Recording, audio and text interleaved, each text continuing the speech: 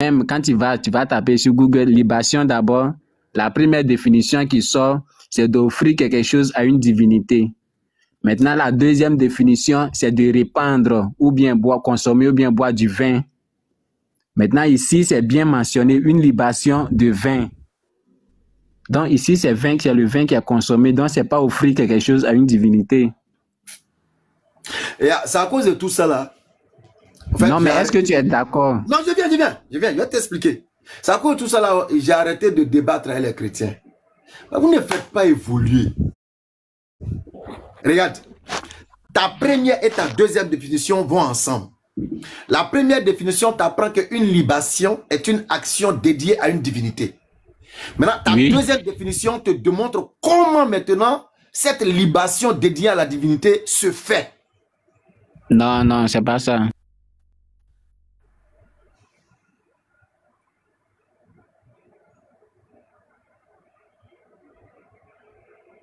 Écoute, la première définition, là, c'est offrir quelque chose à une divinité. Attends, moi j'aime tous ceux qui bavardent, qui disent c'est faux, c'est vrai, mais te chercher en même temps et puis te faire monter. Là, devant tout le monde, tu viens et puis tu vois, non, c'est qui tu as écrit là, tu assumes ça. Je viens de t'envoyer une invitation, monsieur 77 J7. Je t'ai envoyé une invitation, il faut monter. Et puis devant tout le monde maintenant, tu vas assumer, c'est faux. C'est tout. Mais il ne va pas venir. J'ai dit que... Mais il va écrire et puis il va pas. J'ai dit que... Faut m'écouter. J'ai dit que la première définition, là, c'est offrir quelque chose à une divinité. Maintenant, la deuxième définition qui sort là, c'est toi-même, il faut boire, il faut consommer la chose. Maintenant, ici, on dit qu'il faut faire libation de vin. Il faut consommer le vin, il faut boire beaucoup de vin. Mais est-ce que quand toi, tu manges là, est-ce que tu offres ça à une divinité? Non. Donc, ce que les kamites ou bien les kémites font là, ce n'est pas ça, c'est pas ça qu'on va appeler boire ou bien consommer du vin. Non, c'est pas ça, c'est pas dans ce contexte ici. Tu vois? Donc, les kémites ou bien les kamites là, ça c'est la première définition. Ils offrent des choses à des divinités. Mais ici, dans le verset de Exode que tu as pris, c'est boire. Raison pour laquelle c'est bien mentionné. Il faut faire une libation d'un quart de litre de vin. Donc, il faut boire abondamment un quart de litre de vin. Voici la compréhension. Tu as fini? Oui, oui. Quand on dit libation, là, il n'y a pas d'eau ici. C'est-à-dire, tu prends quelque chose comme ça, que tu décides d'offrir à une divinité. Et puis, tu commences à verser en prononçant des phrases. Tu dis des choses, tu verses. Tu dis des choses, tu verses. Et en général,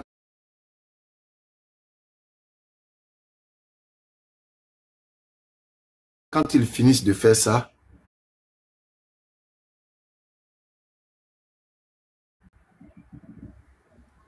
eux-mêmes, ils prennent une petite gorgée souvent, ou bien ils ne prennent pas, et puis ils s'en vont. Voici la libation. Je répète, dans la définition que tu as donnée là, les deux éléments vont de pair. Le premier élément te dit qu'une libation est une action que l'on pose pour une divinité. Ok? Oui, oui, ça c'est la première définition. Maintenant, comment cette action-là s'opère? Comment on fait cette action? On procède comment? Si on s'en tient à la première définition là, comment on procède? On fait ça comment? Faut m'expliquer. On fait comment? Mais la première définition, elle est claire. La libation dans le sens de la première définition, il faut offrir... Ici, dans la Bible, on parle du vin. Maintenant, tu as ce vin là, tu fais comment? Vas-y, tu fais quoi? Non, tu m'as dit de t'expliquer la première définition. Hein? Oui, je t'ai dit comment ça se fait. Par rapport au verset biblique qui parle du vin. Maintenant, tu as le vin que tu vas dédier à ta divinité. Tu fais quoi? Tu fais comment? C'est toi-même, tu bois le vin. C'est écrit où? C'est écrit où que tu bois? C'est ce que tu as dit là, la libation là. Quand tu tapes dans le dictionnaire, il y a deux sens qui sortent.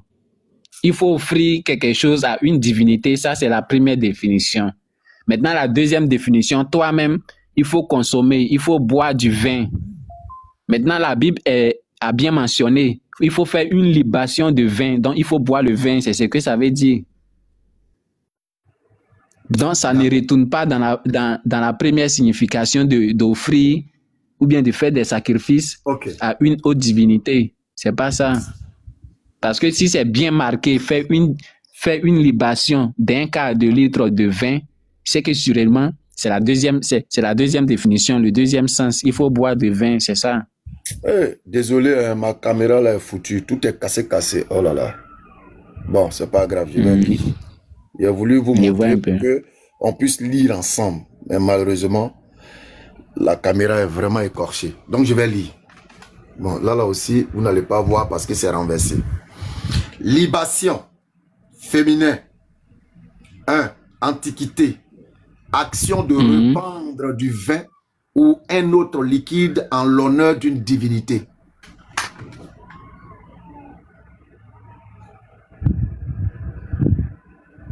Libation. 1. Antiquité. Action de répandre du vin ou un autre liquide en l'honneur d'une divinité.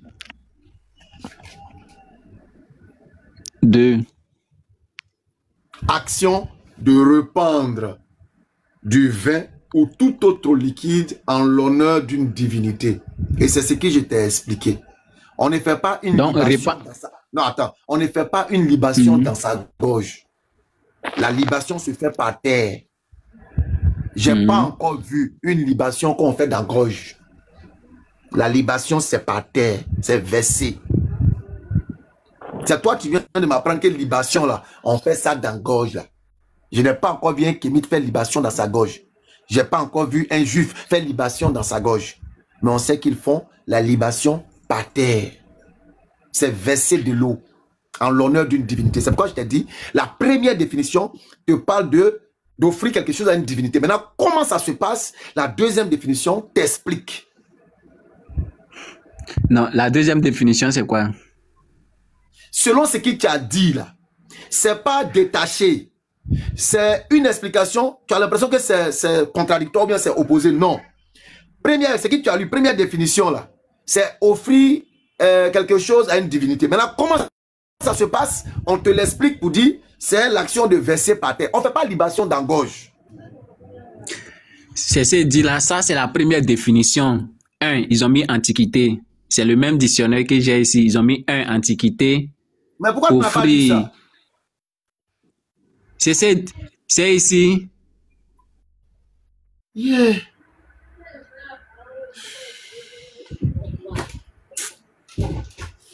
Papa. Donc, je vais continuer ma lecture. 2. Antiquité. Par métonymie. Liquide destiné à cet acte. C'est-à-dire l'acte de la libation. 3. Sens figuré. Familier. Sens figuré. Familier. Beuverie. Abondante avec réjouissance. Beuverie. Abondante avec... Beuverie, non? Non, je viens. On dit quoi? Sens figuré. Et familier. C'est le sens figuré. Or, le sens familier, figuré, là, le sens figuré, là, ça ne rentre pas dans une offrande à une divinité. Ça, c'est comme un mouvement de joie. Vous êtes assis, vous êtes en train de vous gagner, comme les chrétiens font avec les kémites, là. On peut utiliser libation au sens figuré comme étant une beuverie abondante avec réjouissance. Maintenant, dans le sens propre, là, où on parle d'action d'offrir à une divinité, là, ça, là, on ne met pas ça dans la gorge, on verse ça par terre. Donc, tu veux dire que la libation dont il s'agit dans ce texte ici, il a versé du vin, voilà. Un quart dans le texte là, dans le cadre d'offrir à une divinité ou répondre à une demande d'une divinité, on ne met pas dans sa gorge, on verse par terre. Maintenant, dans le sens figuré, si toi et tes frères sans chrétiens, vous êtes assis dans un baril et puis vous êtes en train de boire l'alcool en abondance comme vous savez si bien le faire, alors vous pouvez dire, peut-être vous pouvez utiliser le terme libation, mais ce n'est pas une offrande à une divinité. Là, tu es en train de mettre ça dans ta gorge. Ça, c'est pour cela qu'il dit que ça, c'est la première définition. Hey, là, oh là, oh là. La première définition, là, c'est ça qui est antiquité, là. Action de répandre du vin ou autre liquide en l'honneur d'une divinité. D'accord. Maintenant, si on doit répandre, c'est que sûrement la divinité existe. On voit la divinité. Raison pour laquelle on doit répandre, non? Ou bien? Tu n'as pas besoin de voir la divinité pour répandre ça. D'accord. Donc tu es d'accord avec moi maintenant qu'il y a la libation de la Bible, non? Non, moi, il n'est pas contesté. Puisque le dictionnaire donne deux sens au mot libation. Sinon, moi, il n'est pas dit qu'il n'y a pas de libation dans la Bible. Ah! Ouais. Je te fais une acclamation parce que vous êtes tous simplement phénoménal et magnifique. Et il faudrait que le peuple puisse vous acclamer. Car vous êtes des personnes exceptionnelles. Exceptionnelles. Félicitations, mon frère. Ovation pour toi. Ovation pourquoi? Donc, tout bavardage en bas, là, ça peut venir faire ça, là. Bon, merci d'être passé. On va évoluer. Hein? Merci beaucoup. Non, mais on n'a pas encore fini. Le thème, c'est quoi? Attends, petit truc, ça là d'abord, tu ne peux pas régler. C'est thème, toi, tu cherches. Bon, ok. Ah, c'est quoi, il n'est pas pu régler là? Ok, non, pas problème. Tu es thème, non? Tu es thème. Tu es thème. Je t'écoute, non? Ok. Il faut me c'est moi, il fait débat, donc c'est moi, il donne mon thème ou bien c'est pas tu veux thème, non? Non, tu veux thème, non? Il faut nous prouver. C'est moi, il t'a donné mon thème. Non, non, non. Il faut nous prouver ici que Satan est coupable du péché de Adam et Ève dans le jardin d'Éden selon la Bible. Tu veux thème, non? Il dit. Je t'ai donné. C'est moi, je suis venu, je suis monté, non? C'est moi, il fait du débat. Donc, sur moi, j'ai un thème sur lequel il y a eu débat. Bon, donc, ça veut dire que tu peux pas faire mon thème, c'est ça? Ah? Pourquoi il ne peut pas faire ton thème? Donc, allons-y alors. Ça, c'est une question. Il faut nous prouver que ça, c'est une question. Que Satan est le responsable du péché dit originel de Adam et Ève dans le jardin d'Éden selon la Bible. On ne peut pas dire que Satan est responsable de quelque chose. Donc, c'est qui? Quand on dit que Satan est responsable de quelque chose, ça veut dire que c'est Satan qui a décidé la chose. C'est pas ce que ça veut dire. Ok. Attends, une question. Ou bien c'est pas ça. Non, non, une question. Non, il te pose la question. Quand non, je viens. Au fait, vous me faites trop d'amalgame. Tu es allé voler l'argent de ton voisin. Qui est responsable? Toi ou bien Dieu? Mais c'est la question qu'il t'a posée, non? Si tu dis que Satan est responsable, c'est la question qui t'est posée. Ça veut dire que c'est Satan qui a décidé. Satan est responsable. C'est comme si c'est Satan qui a voulu la chose. C'est pas ce qu'il t'a dit? C'est la question que je t'ai posée. Il n'est pas dit. Je t'ai posé la question pour comprendre quel est le sens que tu accordes au mot responsabilité. D'accord. Alors, quel est le sens que j'accorde au mot responsabilité? Selon ta Bible et la croyance chrétienne. Selon ta Bible et la croyance chrétienne. Est-ce que c'est Satan qui a fait fauter Adam et Ève dans le jardin d'Éden? Est-ce que c'est Satan qui les a induits dans cette faute-là? Est-ce que c'est Satan? Mais justement, la Bible est claire. Que c'est qui? Justement, la Bible est claire.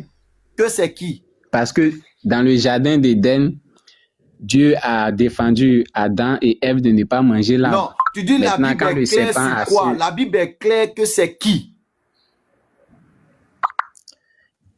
Mais il faut me laisser finir. Si je finis pas là, comment tu sauras? Vas-y. Ah. La Bible est claire. Dieu a défendu à Adam et Ève de manger, comment on appelle ça? La pomme. Ou bien l'arbre de la connaissance du bien et du mal.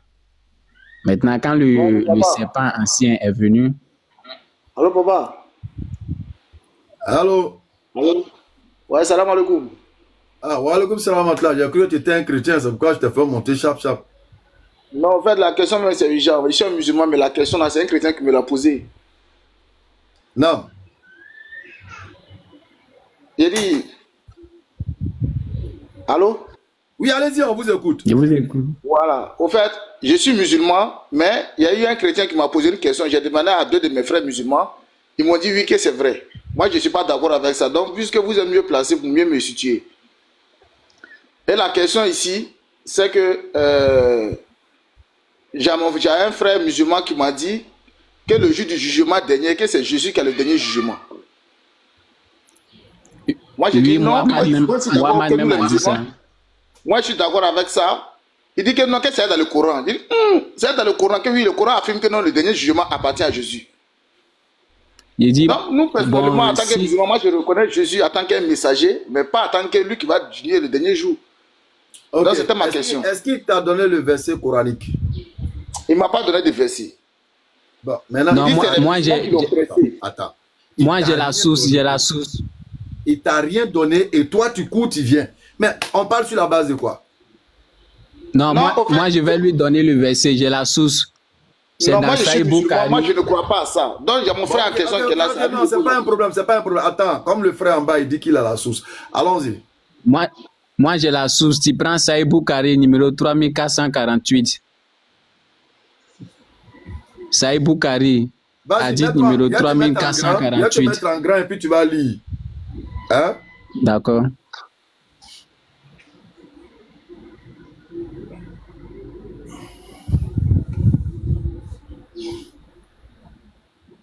Tu es en grand? Non, j'ai... Ouvre ta caméra et puis tu lis. Non, la dite là, c'est dans ma tête. Hein, c'est dans ma tête. Bon, vas-y alors, vas-y, donne ce qu'il y a dans ta donne, je t'enlève en grand. Il va vous faire comprendre quelque chose aujourd'hui, après quand il va finir de parler. Vas-y. Non, si tu veux, tu peux vérifier. Hein. Non, vas-y, donne d'abord le hadith. Vas-y. Voilà, moi j'ai donné la source. C'est Sahih Bukhari, numéro 3400. Numéro combien? 3448. 3348. Tu dis 3400. Pas celui. Attends. Tu dis. Il dit 3448. 3448, c'est ça qui fait 3448. Hein. Ou 3300? 3400. Mais pourquoi tu me dis 3348? Non, lui, il n'est pas musulman, c'est moi qui suis musulman. Il dit 3448, il n'est pas dit 33, il dit 3448. Ok. Je vais voir si je voilà. Et là, je vais t'aider. Voilà. Il faut vérifier. Vous avez un véritable problème. Et tu vas le savoir tout à l'heure toi-même. Le problème. Non, si tu as ça, il faut le lire. Là, comme ça, ça va aider le frère aussi. Non, je bien, si ça sort, parce que souvent, il y a le décalage en fonction des livres. D'accord, d'accord.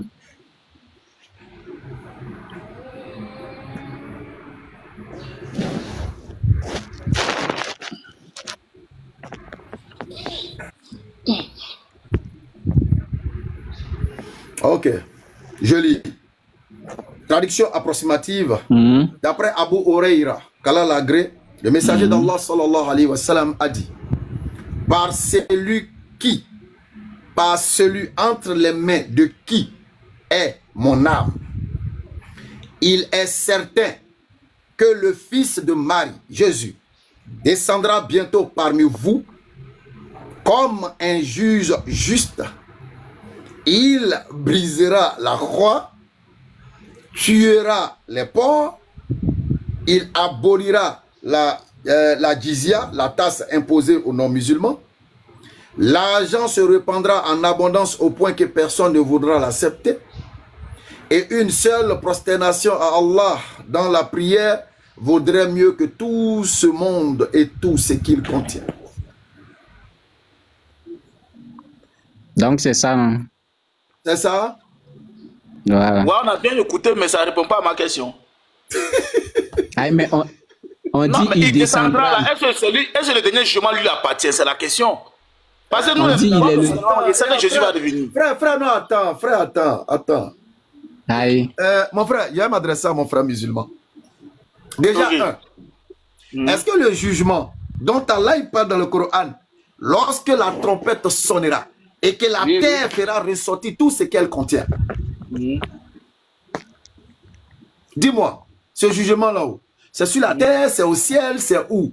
Est-ce que tout le monde doit d'abord goûter à la mort avant d'arriver au jugement? Est-ce que le texte qu'on vient de lire fait cas d'une mort? Non. Effectivement. On te parle encore d'hommes vivants sur terre. Et Jésus viendra trouver des hommes vivants sur terre. Et il viendra en tant que juge entre nous. Qu'est-ce qu'il va faire? Qu'est-ce qu'il va démontrer ce jugement? Ce qui démontre ce jugement est contenu dans le hadith. Il viendra, descendra bientôt parmi vous comme un juge juste. Et ce juge juste-là va se définir au travers de quelle action? Il brisera la croix. Le premier symbole de mensonge concernant la crucifixion. Il tuera le porc, le symbole de l'impureté. Il va abolir, comment on appelle, payer les droits des non-musulmans. Et tous ces éléments démontrent quoi? Que ceux qui sont musulmans sont ceux qui sont dans la vérité. Et quand il finira ça, il rejoindra la communauté de Mohammed alayhi salatu wa salam et nous irons prier ensemble pour démontrer à ceux-là que voilà le véritable chemin du Christ qu'il vous avait annoncé, dont vous avez fait la sourde oreille. Ça n'établit aucunement que Jésus va venir juger les morts. Ça dit, quand Allah va nous ressusciter, Jésus va venir, bon, ok, Béni, tu as ressuscité, non? Viens ici. Venez ici. Arrêtez-vous ici. Mais lui-même sera jugé et interrogé. Lui, à quel temps pour venir nous juger? Voilà, c'est ça ma question. Tu sais, d'abord, je vais te donner une tactique. Chaque fois que ce soit un chrétien, que ce soit un wawat, qui se font appeler kémite, s'il te sortent un hadith, faut pas te fatiguer. C'est pourquoi il a dit à Médusa, il a dit Médusa, je t'attends. J'attends le jour où tu seras en face de moi et puis tu vas me sortir. Oui, Dragon, tu es là pour enregistrer, hein? Enregistre et puis après pour lui dire, le jour où tu sortiras un hadith devant moi. Et puis tu vas dire que le Coran dit que tous les noirs vont en Afrique. Wallah, je vais t'humilier. Et puis tu sais comment je vais t'humilier? Je te le donne en même temps. Parce que je sais que tu ne pourras pas contrecarrer. Si un koufar te sort un hadith, dis-lui de te sortir l'explication du hadith selon les savants et les interprètes du hadith. À partir de l'explication là, le débat il est bouclé. Tu n'as même pas transpiré. Tu transpires même. Je peux rebondir. Ok. Frère, bon, si tu veux je peux rebondir. Écoute-moi, si tu veux rebondir, il faut me prendre. Attends, s'il te plaît. Je vais te il faut me prendre. S'il te plaît, s'il te plaît. S'il te plaît, écoute-moi. Je vais te permettre que tu puisses répondre à une seule condition. D'accord, d'accord. Nous donner l'interprétation du hadith que tu as donné. Qu'est-ce qu'il pourra? D'accord. Vas-y. Moi, j'ai compris. Tu as compris? On dit que par celui. Non, je dis. Par celui. Attends. Je dis. La condition pour que je puisse te donner la parole. Tu dois nous donner l'explication du hadith, non pas selon toi. Toi, tu es qui? Toi, tu es un adorateur du fils de Marie. Selon les musulmans, là, donne-nous l'explication du hadith selon les savants et les maîtres du hadith. Donne-nous l'explication. C'est-à-dire, tu sors comme ça. Je vais te répondre. Attends. Parce que chaque hadith a son explication. Donc, tu sors le hadith et puis tu nous donnes l'explication. C'est bon? Je vais te répondre. Je vais te répondre à une seule. Tu es d'accord? À une seule condition. Je suis d'accord, raison pour laquelle tu pas. Mais je te parle, non? Non, est-ce que tu es d'accord avec ma condition? Est-ce que tu es d'accord avec ma condition? Non, mais là, ce qu'il veut dire, on va écouter. Voilà. Bon, voilà ce qu'il veut dire, on va écouter. Voilà. Je vais te répondre aussi. Je vais te répondre aussi à une seule condition. Non, je vous écoute. Voilà. Donc, pourquoi, si vous considérez Jésus en tant que prophète, pourquoi c'est lui, Mohammed dit qu'il va venir, il va descendre pour juger? Je peux répondre. Je pense qu'il a cette réponse-là. Je peux répondre à ça? Ouais, vous pouvez répondre. Je pense que tu as cette réponse-là. Frère, vous savez, quand on parle de l'islam, là, on a l'habitude de vous le dire, mais vous n'écoutez pas. L'islam n'est pas une religion complexée. Le fils de Marie, à la lumière de la sourate 4, à partir du verset 156, n'a pas encore goûté à cette mort physique, même s'il y a polémique parmi les musulmans. On ne rentre pas dans ça. Il n'a pas encore goûté à cette mort physique selon la position à laquelle je crois. Alors il viendra goûter à cette mort et ensuite on ira vers la fin. C'est pourquoi on te dit, il fait partie des signes de la fin des temps. Et cet avènement-là, est-ce que Mohammed était obligé de l'annoncer s'il voulait cacher quelque chose? Il l'a annoncé. Parce que c'est une évidence. Et c'est ça l'islam. Et quand il l'annonce là, c'est Allah qui dit à Mohammed de dire que Jésus va venir. Lui, il n'a qu'à faire quoi? Il n'a qu'à dire non, comme les chrétiens sont là, je n'ai pas dit ça. Non, non, non. Il viendra parce que Dieu a voulu qu'il vienne. Tu comprends? Tu vois ce que tu viens de dire. Tu dis que c'est un signe, il a goûté à la mort, donc Jésus-Christ est mort, c'est ça, non? Est-ce que moi je t'ai dit il a goûté à la mort? Tu dis c'est un signe de goûter à la mort pour venir juger, c'est ce que Mohammed l'a annoncé. Est-ce que c'est ce que moi je t'ai dit? C'est ce que j'aurais entendu. Hein. Il goûtera à la mort, ça c'est obligatoire. Puisqu'il a été ressuscité, comme on l'a dit. Voilà. Ça c'est clair et net. Le Coran le reconnaît. Attends, je répète. Selon l'islam, ou disons, selon certains avis, le Christ, l'enfant de Marie, reviendra. Parce qu'il n'est pas encore mort de la mort naturelle que nous connaîtrons tous. Donc, il reviendra. Il va faire ce qu'il est en train de faire ici. Détruire le Dajjal et tout ça. Et lui-même goûtera maintenant à la mort naturelle là, que nous tous on doit subir là. Et on ira au jugement. Bon, il ne sait pas si tu comprends mieux. Tu dis, il va revenir, il reviendra, il va faire ce qu'il doit faire, et puis après ça, maintenant, il va goûter à la mort physique. Mais il est où, et puis il va revenir? Il est là où se trouve Élie. Il est là où se trouve Enoch. Donc, il est au ciel. J'ai dit, il est là où se trouvent tes deux personnages mentionnés dans la Bible. Là, où ils sont là. Si tu connais où ils sont, c'est là-bas Jésus est aussi. Tu es au ciel. Ah bon donc, si c'est ce que tu as, si c'est ta réponse, il n'y a pas de problème. Allons-y. D'accord. Donc ça, tu vois que... Moi j'ai une question. Moi j'ai une question. S'il te plaît, il n'est pas le seul selon la Bible à n'avoir pas goûté à la mort comme l'islam l'a dit. Tu vois, non? Non, parce que moi, selon moi, quoi, si tu dis il reviendra, or on sait que Moïse, il est mort avant d'aller. Enoch, bien vrai qu'il n'est pas mort, mais il a été enlevé. Alors, il est monté au ciel comme ça. Moi j'ai des questions. Il aurait voulu qu'on avance un peu par rapport à ça. D'accord. Voilà, moi j'ai des questions. Oustaz. Lui-même, il est devenu froid à son hadith, mais il est découragé. Oustaz. Non, moi il veut expliquer, lui, il dit de me calmer, qu'il veut avancer. Oustaz. Oui. Oustaz. Moi, il n'est pas oublié, hein. Oustaz. Moi, ma question, là, quand tu dis Jésus reviendra, là. Mon frère, laisse, il a posé quelques questions à Oustaz. Oustaz. Je ne suis pas encore Oustaz. Ah, ok. Bon, moi, je pense que si tu es qualifié que nous, comme on a... Non, mon nom c'est Béni Islam. Je ne suis pas encore Oustaz. Ah, ok, Béni Islam. Voilà. Ok. Béni Islam. C'est ça? Béni Islam. Ok, Béni Islam. Non. Ma question suivante là, c'est quoi? C'est de demander d'abord, quelle est la différence entre le Coran et les hadiths? Mais le Coran, c'est la parole révélée. Le Coran, c'est ce qu'Allah a révélé à son messager par l'entremise de l'ange Gabriel. Et les hadiths sont ce que l'on va rapporter de la vie et du vécu du prophète alayhi salatu wa salam. Ok. La deuxième question, est-ce que le Coran là, c'est quelque chose qui a été écrit ou c'est quelque chose qui a été donné? S'il te plaît. Vas-y. Il y a la révélation aussi, hein, dans les hadiths, là, il y a les révélations aussi. Il faut te muter. Est-ce que le Coran là, c'est quelque chose qui a été révélé ou c'est quelque chose qui a été donné? Ça a été révélé. Mohammed n'a pas reçu un livre physique. C'est-à-dire, Allah n'a pas fait descendre un livre comme ça. C'est pourquoi il te dit dans le Coran, même si nous avions fait descendre un livre en papier qu'ils pouvaient toucher de la main, ils n'allaient pas croire. Donc, ce n'est pas un livre qui est descendu comme ça. Non. Donc, il est venu comment?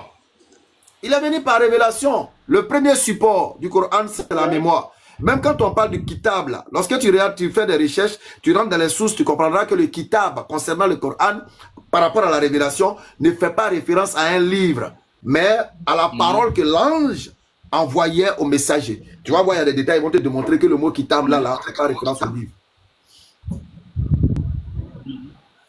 Mais est-ce qu'on doit croire aux hadiths ou bien les hadiths nous mettent dans le suspense? Attends, je vais répondre à un commentaire. Ouais, tu dis quoi? On doit croire aux hadiths ou bien les hadiths font quoi? Il dit, est-ce qu'on doit croire aux hadiths ou bien ils nous mettent dans le suspense? Parce que souvent, on a les cramois souvent qui ont des interprétés dans les hadiths. Les hadiths, il faut faire un peu attention avec les hadiths. Dans quel sens? C'est qu'aujourd'hui, les gens comme les chrétiens ou les wawat, ceux qui se font appeler kémites, ils travaillent dans les hadiths. Ils changent des mots, ils remplacent des lettres, ils fabriquent des hadiths avec des faux numéros. Donc vraiment, c'est quelque chose qui est un peu délicat. C'est pourquoi, moi comme ça, je ne m'hazarde pas dans les hadiths. C'est pourquoi il y a des spécialistes. Lui là, quand il entend un hadith, si tu as déplacé un mot, si tu as changé quelque chose, automatiquement, il sait que ça là, tu as touché. Si tu as triché sur le numéro, automatiquement, il sait qu'il y a problème. Tu comprends? Les hadiths sont un peu comme les évangiles que les chrétiens. Tu en poses, hein, je ne sais pas si c'est chez moi seulement. C'est un problème de réseau, papa. Voilà. Ok, maintenant, j'avais voulu comprendre parce que les gens ont tendance à dire par rapport au Coran là, moi souvent les gens me demandent, est-ce que vous au Coran là, c'est les hommes qui écrivent, est-ce que vous êtes obligé de croire à ça? Moi généralement, je leur dis que non, le Coran est descendu. Moi c'est ce que je leur fais comprendre. Est-ce que c'est vrai, ce que je leur dis là? Oui frère, je répète encore, le Coran n'est pas descendu comme un livre, comme Allah l'a dit dans le Coran. Mais le Coran, là, son premier support, c'est la mémoire. C'est pourquoi on parle des oufaz, c'est-à-dire ceux qui retiennent le Coran. Le premier support, c'est la mémoire. Et au fur et à mesure, puisque les mémorisants tombaient, alors la mise sur support a été décidée par le prophète, puisqu'il avait des scribes. Ils vont alors mettre sur support ce qui était dans la mémoire. C'est pourquoi aujourd'hui, ceux qui pensent que le Coran est un livre, si on veut donc détruire tout le Coran de la terre, le Coran va demeurer comme il a demeuré depuis l'origine, ici, dans la tête. Wow. C'est du loup. Mais est-ce qu'il n'y a pas une petite conviction là, puisque dans la sourate 69-19, on dit que le Coran est la parole d'un noble messager. Ok. Il est bien. Voilà, donc faut bien lui expliquer ça. Ah, ça que là, il y a un problème. Si on parle d'ici que le Coran est la parole d'un homme messager, ça que là. Parce que moi, je pense que les messagers parlaient en fonction des hadiths. Voilà, faut bien lui dire. Il n'y a pas de problème, il n'y a pas de problème. On va s'entendre, on va se comprendre. Alors, nous allons d'abord commencer par définir le mot noble. On va aller chercher définition de noble. Avant tout propos. Noble. Ok. Noble. Qui est au-dessus du commun des autres êtres. Ou objet du même genre. 2.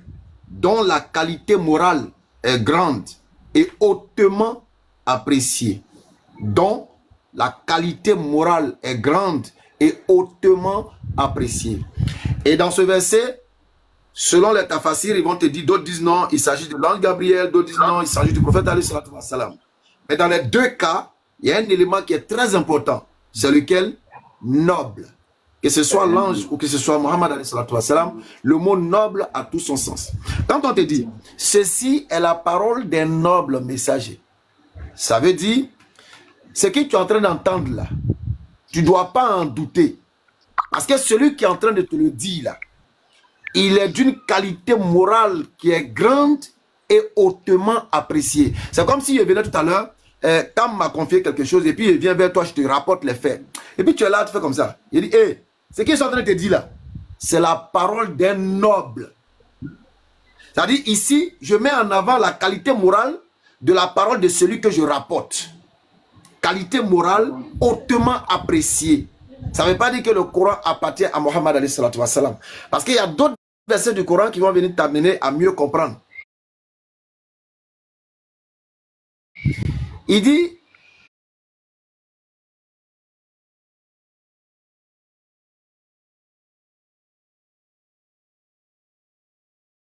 tu comprends? Donc, ça ne veut pas dire que c'est Mohammed qui parle. Non. Mohammed reçoit par l'ange. Donc le noble ici, c'est la qualité morale hautement appréciée qui est mise en avant pour donner force à celui qui reçoit. Pour que tu comprennes que si c'est l'ange là, ce n'est pas un menteur. Si c'est Mohammed, ce n'est pas un menteur. Parce que sa moralité est trop grande pour qu'il vienne te raconter des choses, de mensonges et tout ça. Voilà l'explication que je puisse te donner sur ce verset-là. Mais tu as laissé le messager. C'est ce qui était expliqué. Bon, je te donne encore un autre exemple. Et puis quoi? Ceci est la parole d'un noble messager. Allah transmet le message à l'ange Gabriel. Attendez. Donc c'est Allah qui est le messager. Accordez-moi, Kam, vas-y, accordez-moi juste un instant. J'ai promis faire quelque chose. D'accord. Salam alaikum. Ouais, on était sur le messager, le noble messager. On dit le Coran est la parole d'un noble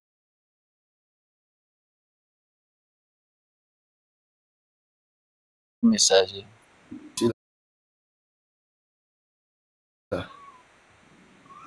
Oui, bon, l'explication en cela, c'est faut solliciter l'intelligence. Parce que le frère... Est-ce qu'on m'entend d'abord? Est-ce que moi, on m'entend bien? Bon, moi, je t'attends. Un peu faiblement. Un peu, et là, ça va? Ouais, c'est bon. Bon, moi, ça va, il t'écoute. Voilà, ici dans les réseaux, c'est nouveau là, ce qu'il fait. Donc, alhamdulillah, salam ala rasulillah. Déjà, salam alaikum à tout le monde. Ça faisait 2 jours, ça faisait un bail. Voilà, il y a des moments comme ça dans la vie où voilà, qu'Allah nous accorde le meilleur. Alors, pour parler de parole d'un noble messager, il faut comprendre une chose qui est simple. Déjà, la parole, le Coran, c'est pas la parole d'un être humain. Allah dit, il dit cette parole qui est le Coran.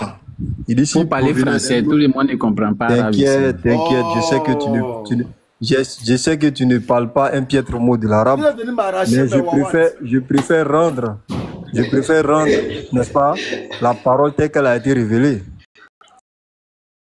Et Allah dit, si ce message, ce Coran, s'il te plaît, tu peux fermer ton vous pouvez faire, c'est qui ça? Imam le sorcier. Vous pouvez fermer. D'accord. Voilà, si vous n'êtes pas d'accord après mon explication, vous pourrez étudier. Donc, ce Coran-là, Allah dit, s'il provenait d'un autre qu'Allah subhanahu wa ta'ala, tu aurais trouvé maintes contradictions. Déjà là, il est établi que le Coran est la parole d'Allah subhanahu wa ta'ala. Alors, que veut dire alors ceci, c'est la parole d'un noble messager. Ça veut tout simplement dire, déjà sur le noble messager, la qualité du noble messager, comme Béni l'a dit, la plupart des exégètes disent qu'il s'agit de l'ange Gabriel. D'autres pourraient dire qu'il s'agit du prophète Mohammed sallallahu alayhi wa sallam. Mais quoi qu'il en soit, regarde, je vais t'emmener dans une réflexion. Parce que quand Allah s'adresse aux gens, il s'adresse aux doués d'intelligence. Les savants ont déjà parlé. Voilà, maintenant moi je vais m'approprier. Je vais m'approprier ce que les savants ont dit pour t'expliquer quelque chose de simple. La plupart des prophètes qui ont été tués, la plupart des prophètes qui ont été dja, parce qu'on dit pas ce mot-là sur le truc, on les a pas dja parce que la parole qu'il était en train de prononcer ou qu'ils étaient en train de prononcer là, les gens ne leur ont pas attribué ces propos-là, non.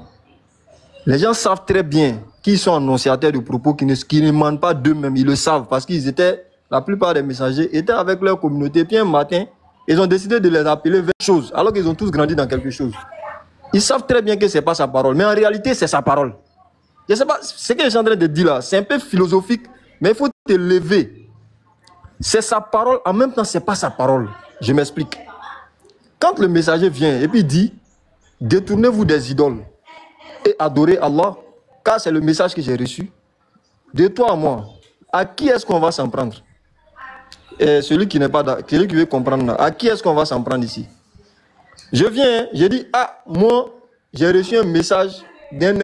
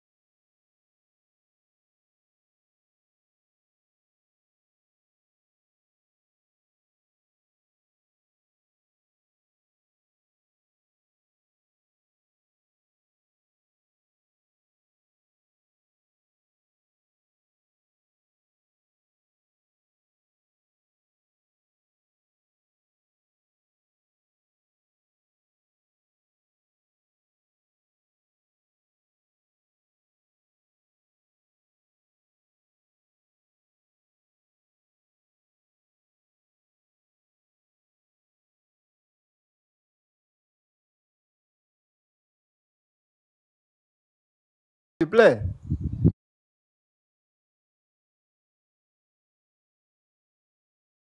Forcément, je vais tu te les appropries. Et c'est en te les appropriant qu'elles deviennent vérité en toi, au point où toi-même tu as le courage d'annoncer aux autres. Donc, quelque part, ça devient ta parole. Quand on traite les prophètes de menteurs, on les traite d'affabulateurs. On ne les traite pas de menteurs parce qu'ils sont en train de donner des propos d'eux-mêmes. Non. On les traite de menteurs parce qu'ils sont en train de dire des propos qu'ils ont reçus. Alors, il est important en ce moment-là que Dieu se mette au niveau de ceux qui pensent ainsi pour purifier le porteur du message. Pour dire qu'en réalité, là, quel que soit votre degré de croyance, sachez que celui qui vous apporte le message, c'est quelqu'un qui est digne de confiance. Que ce soit, n'est-ce pas, de la part de Muhammad sallallahu alayhi wa sallam, ou que ce soit de la part de Jibril alayhi salam, il est de notoriété que ces deux êtres, surtout Muhammad sallallahu alayhi wa sallam, il est de notoriété que c'est un être de confiance. C'est un être noble. En ce sens que, avant même qu'ils ne reçoivent le message, les gens l'appelaient Al-Amin, le digne de confiance. Et comme vous-même vous avez attesté que c'est un digne de confiance, la parole qui émane de lui là, c'est une parole qui est véridique, c'est une parole qui est vraie. C'est pas un menteur. Non. Est-ce que tu suis? D'accord. Mais ici, le noble messager là, en fait, il y a un frère qui s'appelle le Socrate là. Il voulait comprendre si le noble messager là, est-ce que c'est Allah? Okay. Non, c'est Allah. Avec ta permission. Bon, d'accord, vas-y, Béni. Je viens de lire un peu les commentaires. Apparemment, voilà, en d'achat, ni terminé quoi. Donc, ok. Le mieux, c'est de ce soir-là. Ok, vraiment, merci beaucoup, frère. Merci d'être passé. On va continuer notre balade. Voilà. Lui là, il n'est pas là pour comprendre. Alors, même quand vous prenez le tafsir, même tout ce qu'on vient de dire, bizarrement, se retrouve dans le tafsir. Donc, le verset là, le mot clé là, c'est le noble, qui vient mettre en exergue l'importance ou la valeur de celui qui transmet le message qu'il détient d'Allah subhanahu wa ta'ala. C'est pourquoi le mot noble là est là. Donc quand on dit ceci est la parole d'un noble messager, c'est pour t'amener à accepter la parole par rapport à la qualité que cet être là a auprès d'Allah. Et quand vous lisez le tafsir, je vais prendre juste au milieu. Voilà. Allah, en disant que le Coran est la parole d'un noble, d'un envoyé sublime, a voulu affirmer le but de sa divulgation par l'entremise de son message, de son messager. Et pour renforcer cela, il dit qu'il n'est pas la parole d'un poète ni d'un divin, vu la foi précaire des hommes. Il a révélé le Coran par l'intermédiaire d'un envoyé digne de confiance, qui est Jibril, qui jouit d'un rang éminent auprès de son Seigneur. Jibril et Mohammed furent chargés tous les deux de le communiquer aux hommes selon le rôle que chacun, selon le rôle de chacun d'eux. Donc comme on l'a dit, que ce soit Jibril alayhi salam, que ce soit Mohammed alayhi salam, le problème ici, les deux sont d'une qualité auprès d'Allah, c'est qu'ils sont nobles. Alors ils ne peuvent pas mentir, ce qu'ils disent là, ça ne peut provenir que d'Allah. Alors, c'est le résumé que j'ai fait. Nous avons agent secret. Bonjour, bonsoir, salam. Choisissez. Oui, ok, bonjour, bonsoir à tous. Vous êtes Kémite chrétien. J'espère que vous m'entendez. Hein. Oui, on vous entend. Est-ce que vous êtes Wawat ou chrétien? Bon, moi, je suis un être humain. Il n'y a pas de religion. Je sais que tu es un être humain. Je veux juste savoir de quelle obédience. Moi, je n'ai pas de religion. Moi, je suis le... Tu n'as pas de... Il n'y a pas de religion. Il n'y a pas de religion. C'est pas possible. Il y a un truc... Il y a une chose qui m'intrigue, en fait. Il y a une chose qui m'intrigue. Merci beaucoup, mon frère. Je viens pour avoir... C'est pas possible que tu n'aies pas de religion. C'est pas possible. Bon, je suis chrétien. Comme tu veux me forcer. C'est pas possible qu'elle n'ait pas de religion. Ok, je suis chrétien. Mais attends, tu as honte de dire que tu es chrétien, c'est pourquoi? Non, mais ma question là. J'ai besoin d'explications. Quand on connaît quand même, quand le médecin connaît le mal du patient, il sait avec quel traitement lui apporter quand même un semblant de guérison. Allons-y donc, on vous Ce écoute. que tu dis là, ok. Moi, il y a suivi un reportage et puis il y a une question qui m'a un peu fatigué. La question, il y a de poser la question puis tu vas me répondre. Selon le courant, qui viendra juger les hommes et puis les âmes? Béni, avant que tu répondes là, J'ai même pas entendu. Moral en train de m'embrouiller à côté. Ok, je repose la question. Oui. Désolé. Selon le Coran, qui viendra juger les hommes et les âmes? Ouais, Kambissim là. On va faire retour à l'envoyé encore. Voilà, j'ai dit, avant que la réponse ne vienne, j'aimerais insister sur le fait que les gens tapotent. Voilà, non, qu'à tapoter, on a 55 000. Faisons l'effort d'arriver à 100 000. Voilà, tout le monde connaît le principe. Quand tu tapotes, ça sécurise ton live, ça donne plus de valeur à ton live. Sinon, 500 personnes, si tout le monde tapote, même une minute de temps en train de tapoter, vous allez voir si on ne va pas atteindre le million. Voilà, donc il faut tapoter. Il faut partager aussi. Voilà. Alors, mon frère, qui viendra juger le monde? Il faut déjà savoir, il s'agit de quel jugement? Est-ce qu'il s'agit du jugement final ou bien il s'agit de quel jugement? Le hadith sur lequel vous vous focalisez, c'est bel et bien un jugement qui est partiel. Béni, il dit selon le Coran, hein, il dit dans le Coran. Ah, pardon. Donne-nous le verset. Selon le Coran. Selon le Coran.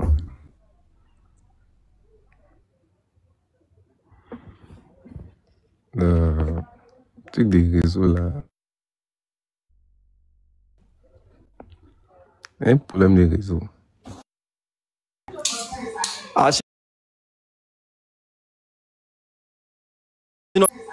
Sinon, tu allais trouver le verset. Agent secret, si c'était pas prendre les réseaux là, tu allais trouver le verset.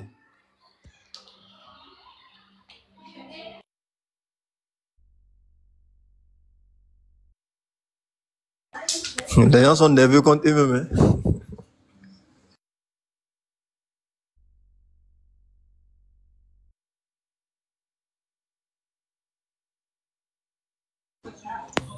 Béni, tu es là?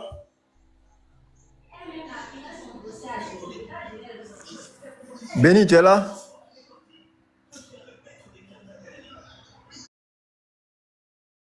Je prends donner pour Bill. Ça doit être à ton niveau. Ok. Attends, je sors et puis je reviens. Tu as accepté ma demande. Ok.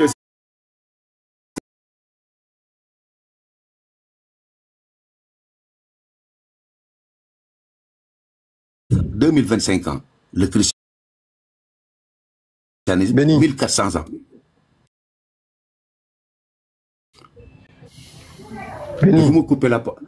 Oui, faites-le descendre. C'est ce qu'il il est venu faire de l'histoire. Non, attends. Non, en fait, moi je suis venu discuter avec des frères. Si je dérange, vous me faites... Les gens vont le cerner. Au fait, c'est un agent transmetteur. Voilà, un agent par lequel nous transmettons. Alors, King Maman, vous voyez que cette question-là, elle est lourde et difficile à répondre pour tous les kémites d'ailleurs. Ils feront de la roubladise, mais la vérité finira par les rattraper. Et avant que Ren ne prenne la parole, tu as dit tout à l'heure... Mais est-ce que vous pouvez me donner la réponse, s'il vous plaît? Tu as dit tout à l'heure... Vous avez dit tout à l'heure que les ancêtres n'avaient pas de livre, c'est ça? Non, j'ai dit que nos ancêtres, ils étaient en contact avec la nature, la spiritualité. Parce que dans la spiritualité,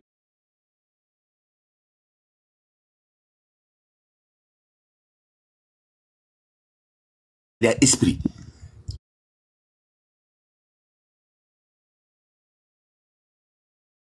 Toutes les religions sont basées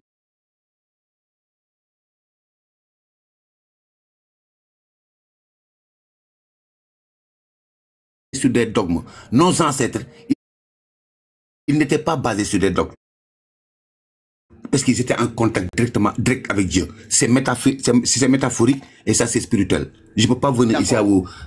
D'accord. Qu'est-ce que vous appelez dogme? Est-ce que les lois de la Mahat font partie du dogme Kamit ou Wawat?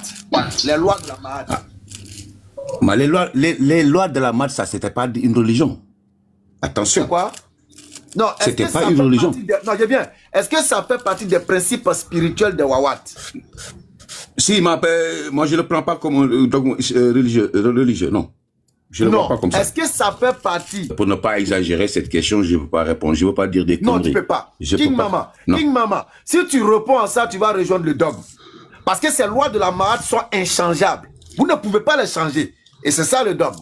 Donc si tu me dis que non, elles ne font pas partie, on peut les changer, là je peux comprendre que vous n'êtes pas dans le dogme. Mais tant que ces lois sont figées et inchangeables, c'est que vous êtes dans le dogme. Je voulais te lire quelque chose. Jean-Philippe, je donne la parole. Jean-Philippe, alias Kalala Omotunde.